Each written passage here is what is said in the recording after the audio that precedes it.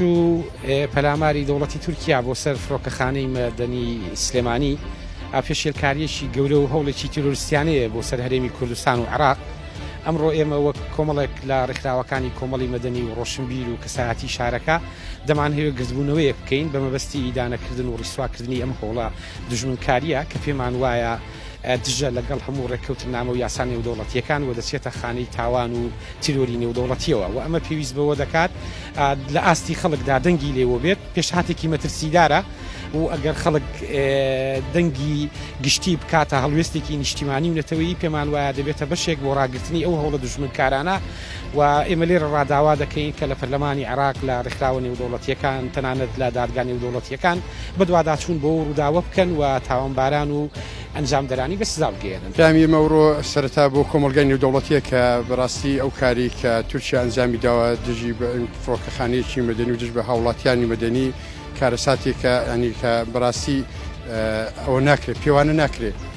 کۆمەلگای نێودەوڵەتی حەقە بێتە سەر دەنگ چونکە هەموو هاوڵاتێکی مەدەنی سەرجەم وڵاتان لە ڕێگە و فڕۆکەخانەیە دەتوانن گەشت بکە. ئەمە هێرشە بۆ سەر هەموو هاوڵاتیانی مەدەنی نەکرد هەرێمی کوردستان و شکاندنی سەروەری خاچی عێراق و هەرێمی کوردستانە. ئەو هێرشە لە مانجی ڕەمەزاندا بە تایبەتی ڕووی گلەیشم لە مامۆستایانی ئاینی و هاوڵاتیانی خۆمان هەیە حەقا ئەوانیش بێنە دەنگ لەبەر ئەوەی مامۆستایانی ئاینی ڕۆڵی خۆیان هەیە بە حەق دەزانن ئەوە یعنی کێشەکە کێشەی زاڵم و مەزلومە یعنی ئەوە نییە مەسەلەن بابرێن ئەوجا بە تایبەتی زۆر نیگەرانم کەوەی هەست دەکەم لێرە یعنی وەکو نیشتیمان بەس ئێوەندە کەسەی بێ نیشتیمانی هەمومانە پرسی نیشتیمان زۆر لەوەی گەورەترە لەگە دەسەڵات و حیزب تێکەڵاوی بکەین ئەم زۆر بەگلەیم لە هاوڵاتیانی خۆمان پرسی نیشتیمان و دەسەڵاتداری خۆسە پێن تێکەڵاو دەکەن ئەوە ناکرێت تێکەڵاو بکرێتن.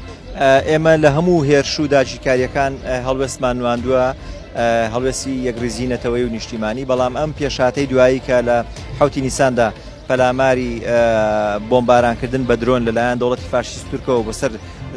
دامەزراوەی فڕۆکەخانەی نێودەوڵەتی سلێمانی پێمان وایە پێشاتێکی مەترسیدارترە لە پەلامارەکانی دیکە ئەگەر زیانی گیانیشی لە نەکەوتێتەوە بەڵام پێشێلکردنی یاسا نێودەوڵەتیەکانە تیرۆری نێودەوڵەتیە پێشێلکردنی یاساکانی حکوومەتی فیدرالی عێراق و کۆماری فیدرالی عێراقە و پێشێلکردنی سەروەری خاچی عێراق و هەرێمی کوردستانە. لەبەرەوە پەیامی ئێمە بریتیە لەوەی کە دەوڵەتانی فاشیست هەرگیز سڵ ناکەنەوە لە داگیرکاری لە تیرۆرکردنی کەسایەتەکان لە تێکدان و وێرانکردنی شارەکان لە گەماروی سیاسی و ئابووری لە هێرشی هەمەلایەنە و حتا لە جینۆسایدکردن و لە ئیکۆساید لە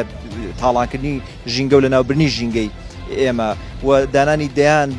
بنکەی جاسووسی و هەواڵگری و سەربازی لە ناو خاچی پیرۆزی کوردستان. بەڵام لەگەڵ ئەوەشدا لایانی دووەمی کە زۆر ترسناکە بریتێ لەو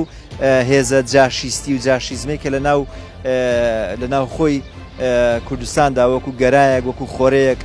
لە گیانی کووردا هاوکاری دەوڵەتانی داگیرکرد دەکاتەوە مەترسیدارتر لە هێرشەکانی دەوڵەتی فاشیستە.